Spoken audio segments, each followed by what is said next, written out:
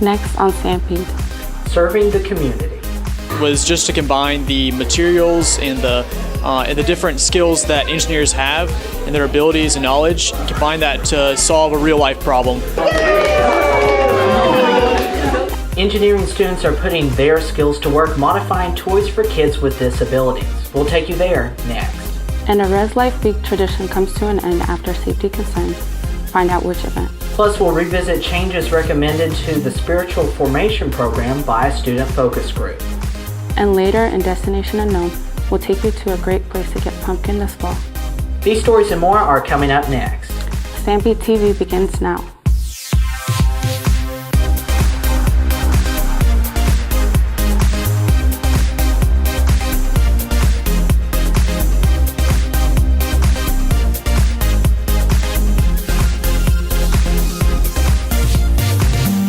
Engineering students are using their skills to help kids with disabilities. Welcome to Stampede TV. I'm Caleb Burney. And I'm Aabie Gugsa. Students have modified toy jeeps for those kids. Stampede TV's Kayla Baker was at the event Tuesday where 3 children got to enjoy their new toys. Go Baby Go, a local nonprofit organization that has partnered with our very own engineering department to help children with disabilities. Toy Jeeps were modified by engineering students and given to 3 children picked through the Adapt to Play organization. Go Baby Go is a national program that started with a physical therapist out of University of Delaware. The goal is to make mobility possible for kids who aren't able to be independent with their mobility. After 3 months of hard work, Milligan engineering students were able to finish the toy Jeeps for the kids and have them go for a spin.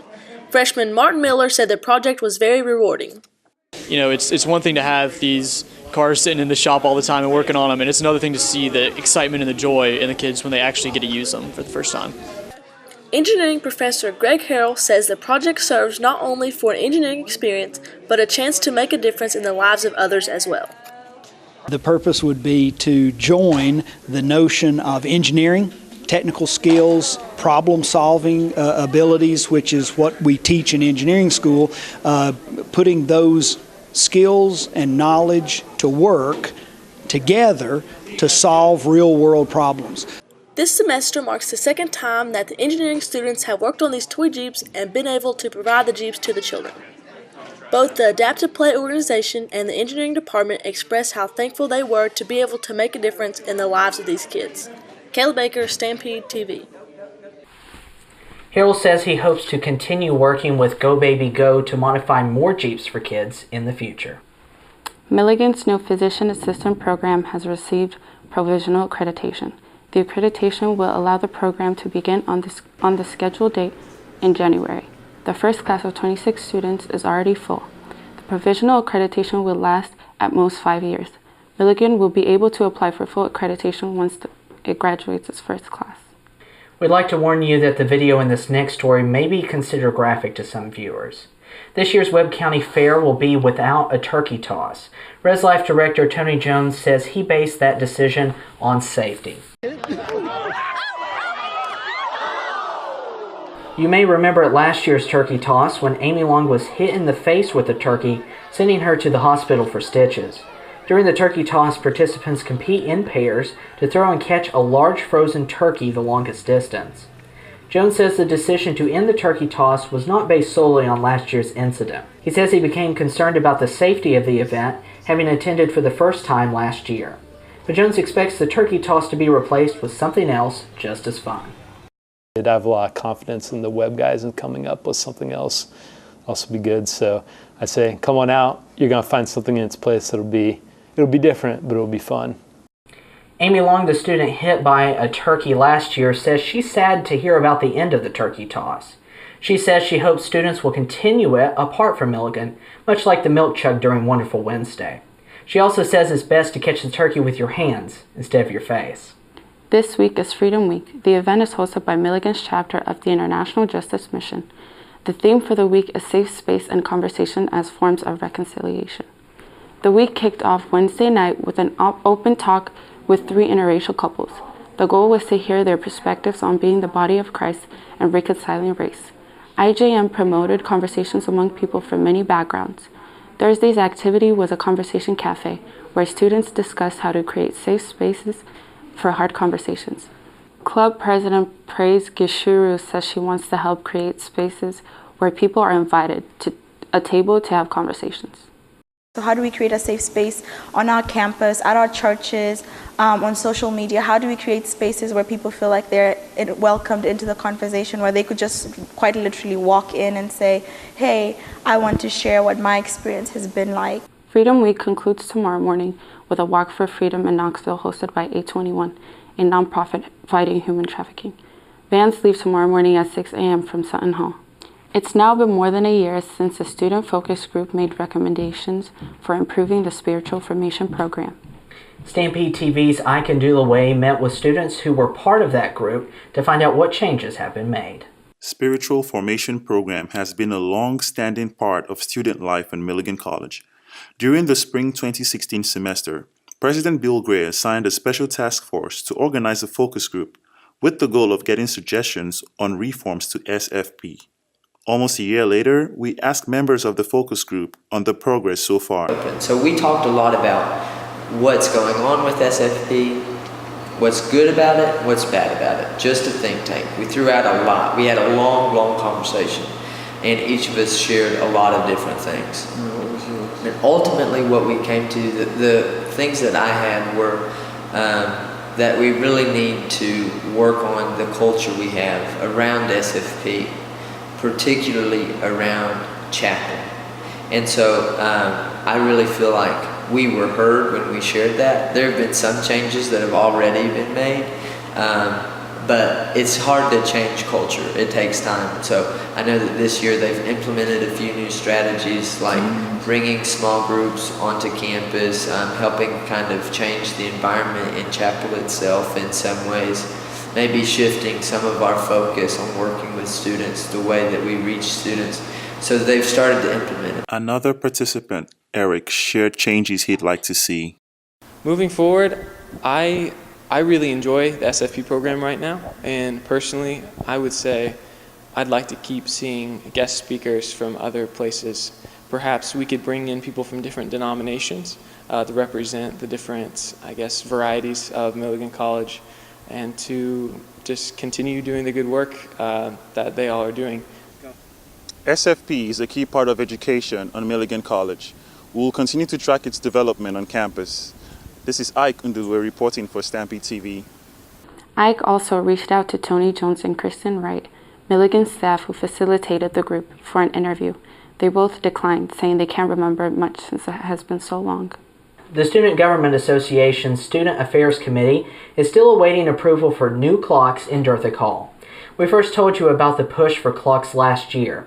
When the request did not receive approval quickly enough, the SGA instead focused on getting trash cans for bathrooms, considering that a more urgent project.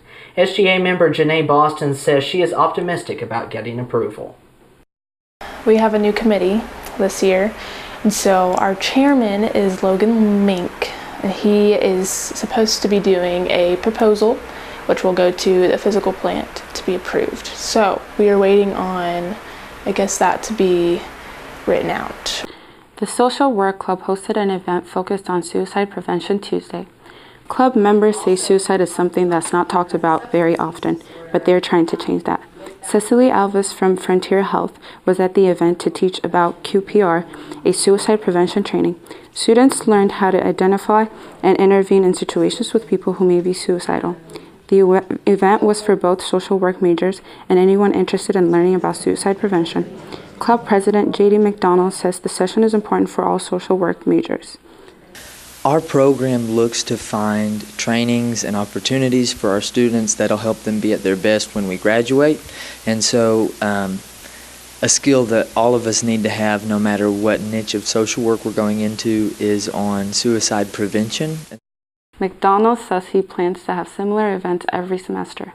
He encourages people to participate even if they aren't social work majors. A popular bakery is now starting work on a new location. Bristol's Blackbird Bakery is opening a second location this spring. The new location will also be in Bristol at the former Donut World on Commonwealth Avenue. It will offer desserts and coffee with limited outdoor seating. Owner Carla Perkins says the addition of a drive-thru will allow more people to experience Blackbird. Really, we're catering to those people that don't have time to drive downtown, who normally don't come downtown, or for people who are in a hurry and they need to get their food and they need to go. Perkins says the location was also chosen due to a lower cost since desserts can be taken to the new location rather than building a second kitchen. She's also planning to start work on a tea room at the main Blackbird once the second location opens. The Ballroom Club held its first meeting last Monday. The club is starting off with basic dance lessons. Club leader Michaela Morris plans to use her previous experience to introduce another round of ballroom dance here at Milligan. Every other week, the club will be switching between Latin dance and smooth dance. The Ballroom Club is open to all students and professors. No experience is required. Club meetings are Monday nights at 7 in the Wellness Center. Most of the classes will be beginner level, and then hopefully we're going to take some field trips, I say that lightly, over to my dance instructor Lance Halverson's dances in Gray. Those are once a month, so hopefully we'll get to have some fun outings. The club's next event is October 28th. After the break, Carissa Lamero will talk with cheer and dance coach Rhonda Paulson about the new ministry she's starting. And later, find out about a great location to buy pumpkins. More Stampede after this. Graduation. It's one of the biggest moments for each of us. But overcrowding meant that we could no longer have just one ceremony. For some, this meant sharing the event with your entire family. For others, splitting up this community. I know it's not expected and change is hard, but we had this idea. We would all matriculate together and we would all graduate together. We provided you with a voice on an important issue because we're in this together. We are StampedeTV, Milligan's student-operated news source. I used to think news is news, but it's not.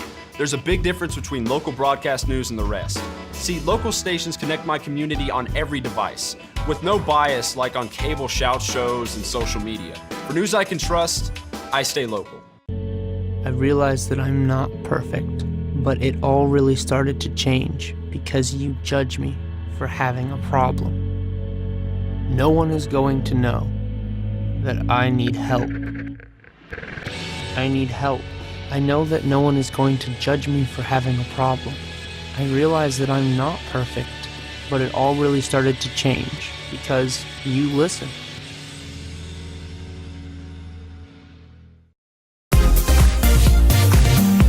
On this segment of Have You Heard, I'm here with Rhonda Paulson to talk about Isaiah 117 House. Thanks for being here, Rhonda. Thanks for having me. So, first question, for those who don't know, just very quickly tell us, what is Isaiah 117 House? Isaiah 117 House has been created to help children who are transitioning into foster care. Currently, if a child transitions into foster care and there is not a foster placement available at that moment, which usually there isn't, they must go to the DCS office and sit and wait. So we want to provide a home where that child's immediate needs can be met, whatever those may be, in those 3 hours, 4 hours, 6 hours while they wait for placement. Oh, that's really great. So what inspired this whole organization idea? 4 years ago, my husband and I took what are called PATH classes to become foster parents. And week 7 of an 8-week study, we met in a DCS office. And we were in an old conference room, and it was just kind of outdated and dirty. And the leader of the class said, if a foster placement is not available, a child comes here. And I raised my hand and I said, what do you mean here? And he said, a little girl slept in this conference room last night. Oh my gosh. And I just kind of felt my heart break because I thought this child is going through the most traumatic experience of their life. And they've left the only home and the only family they've ever known. And now they're sitting in an outdated conference room awaiting their fate, alone, tired, dirty, hungry. And I really felt like God sent me a message and he said, my children deserve better. Wow, that's really great. So you just bought the house. Tell us a little bit about that. We did. I know nothing about fundraising, but on August 1st, we kicked off a fundraiser to raise $75,000 to pay cash for a house. And people that do know about fundraising were like, when do you hope to do this by? And I said, hopefully November. And they would kind of love her, what a goal, August 30th, we had $75,000, 30 days later. So we just purchased the home, and now we have $29,000 in the bank to start renovating this home. That's wonderful. It's amazing. It's very great. So what's coming up next in terms of fundraising, in terms of the house? We are going to start renovating this house. We have a meeting tomorrow with the Deputy Commissioner of Foster Care. She's coming up from Nashville. Get the final okay on exactly what we need to do in the home, start renovating the home. We're going to have a t-shirt sale for Christmas. They're going to be long sleeve red. You can make a donation in someone's name, and we will mail that shirt to them with a card that says Merry Christmas, a donation was made in your name.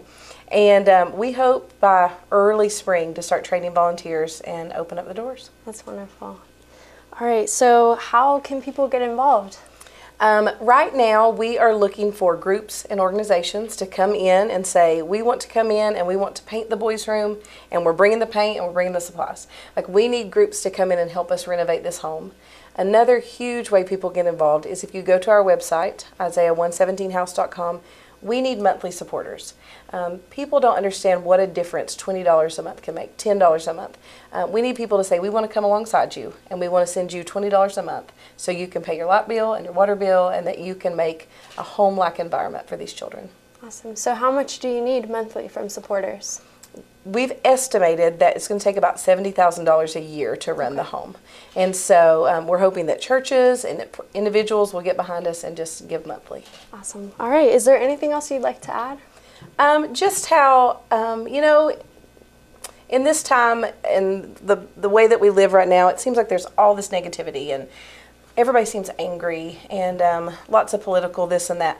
I've been blown away at the kindness of others. I've been blown away at the generosity of others and at the heart of people that when they found out that there are children in need, they just rallied to the cause. And so it's been really refreshing to see the good. That is great. Well, thank you so much for being here, Rhonda. Thank you for having me. The latest on the California wildfires and all the national news is next. And later, I'll take you on a trip to an awesome fall destination. More Stampede after this.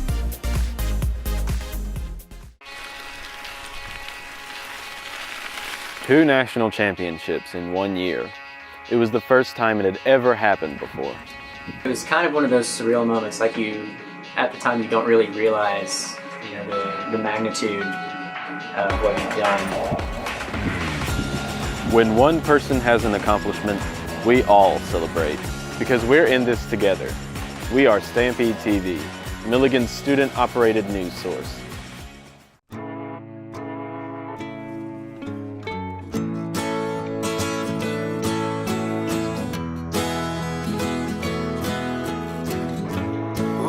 Son, tell him that I've begun to dream of things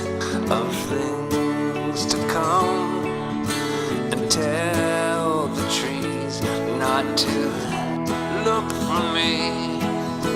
I'm going to find some peace of mind. Wake the sun. Wake the sun, wake the sun, wake the sun.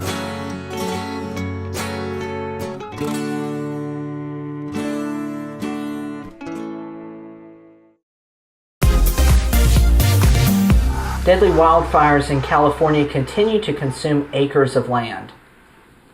People have been forced to evacuate their homes.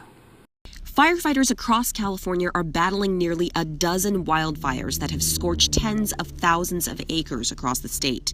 Blustery winds, low humidity, and the absence of rain are not helping the fight.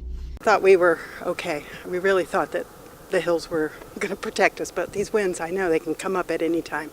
Even where there is no fire, there's smoke. The region's skies are thick with it, making breathing difficult and reducing visibility. Thousands have been forced from their homes. Some evacuees have terrifying stories of their escape from the flames. So loud, and it was like a twisting of wood and things, and sheriffs were standing around, and we just moved all the equipment away from our fuel tanks and just ran for it. Dry conditions are forcing more evacuations across the region. Sheriff's Office, evacuation advisory. In Sonoma, police went door to door, warning people to leave.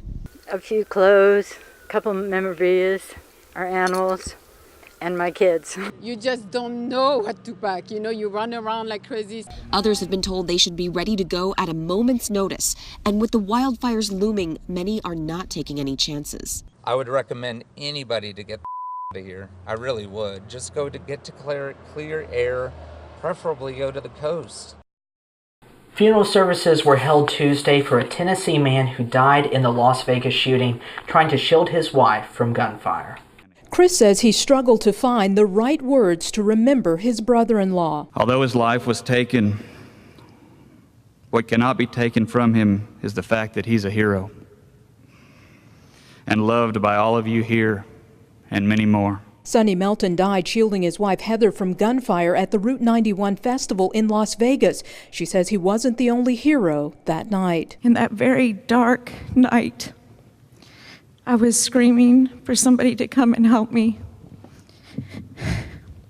And then an angel came and put Sonny over his shoulder and carried him off the field into a truck where he performed CPR the entire way to the hospital. That former stranger, Daniel Bronte, traveled from California to sing at the funeral.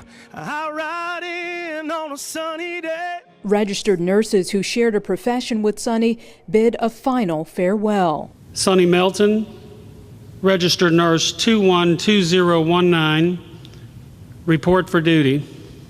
Sonny Melton, registered nurse, license number 212019, has retired. But Sonny Melton, who seemed to know everyone in his small town, will never be forgotten. All of your family and friends love you. In the words of another country song, so long, my friend, until we meet again. Sonny, we will see you again. And in the meantime, keep on shining. Cody Carlson joins us now with sports. Coming up next, I'll have information on the volleyball team's recent successes. I used to think news is news. It's all the same. But it's not. There's a big difference between local broadcast news and cable news. See, local stations are part of my community, connecting me to local news, weather, and sports on every device. It makes sense. Get the news from the people I trust who actually live here. No agenda, no bias like on cable shout shows or social media, just facts. For news I can trust, I stay local. Support your local stations. Text TV to 52886 today.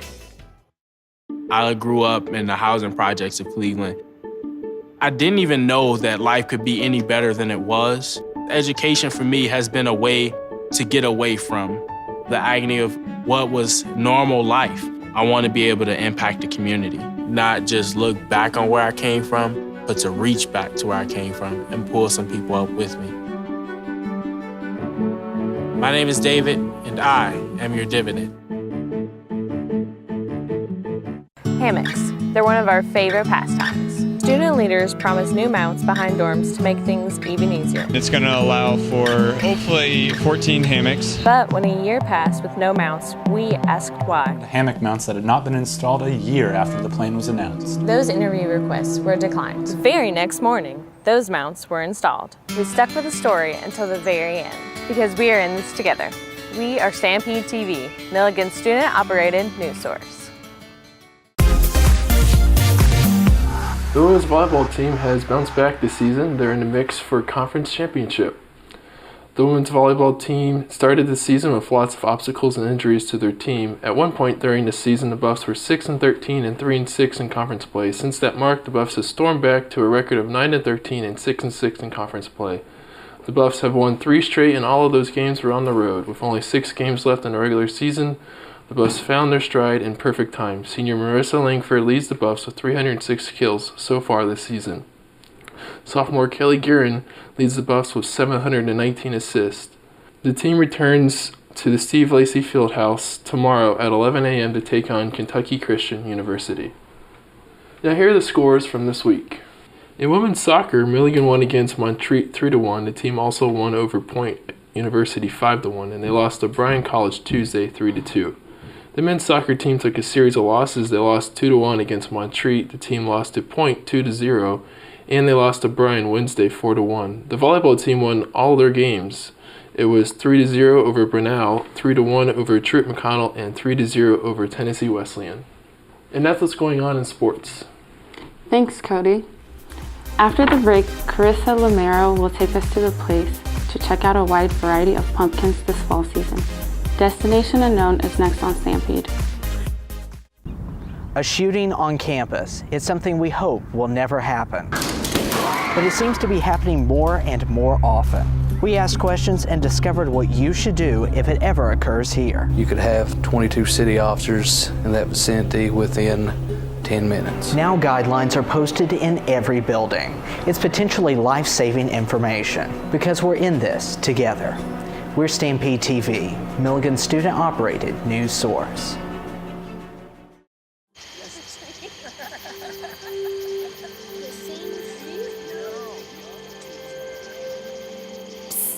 They're coming. Places, everybody. Light check. 1, 2, 1, 2. Everything looks good on our end. And lights. Come alive with the forest.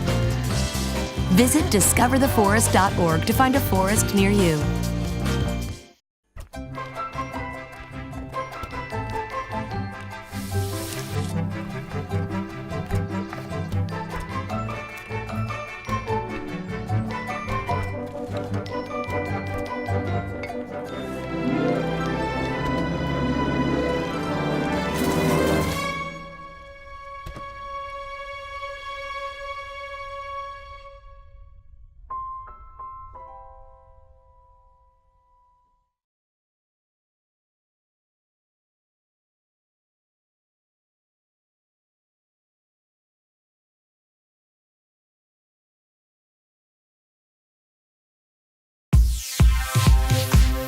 You are watching Caleb Perney and Aabie Guksa, Cody Carlson with sports, and the rest of the Stampede TV team.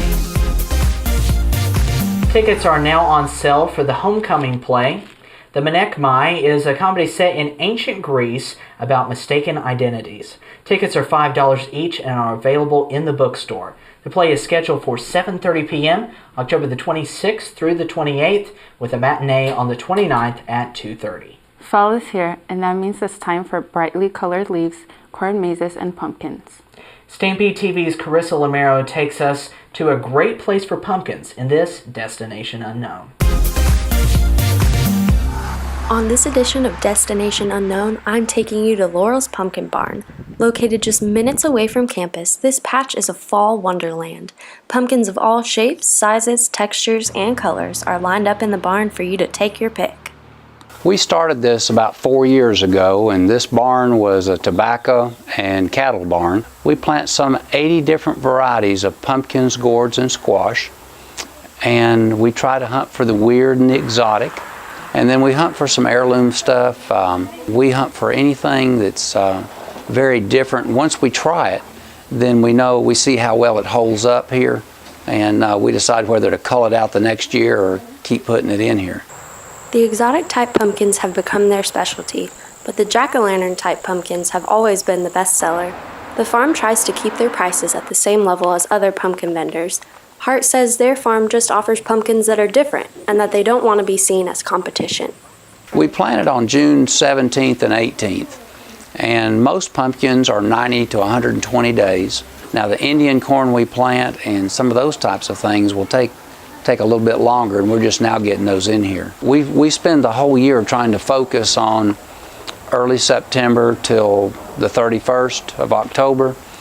So basically we just open for a couple of months and then pretty well shut it down. I'm Carissa Lamero reporting for Stampede TV. Well, Aabie, that looked like a really good place to get some pumpkins. And that's all the time we have for this edition of Stampede TV. For the latest news information, visit us online at milliganstampede.com. And be sure to check us out on Facebook, Twitter, Instagram, and YouTube. More campus, community, and world news is in our print edition. It's in newsstands around campus. Thank you for watching. I'm Aabie Guksa. And I'm Caleb Perney. Join us again for our special Homecoming Edition newscast on November the 1st. Have a great rest of your day.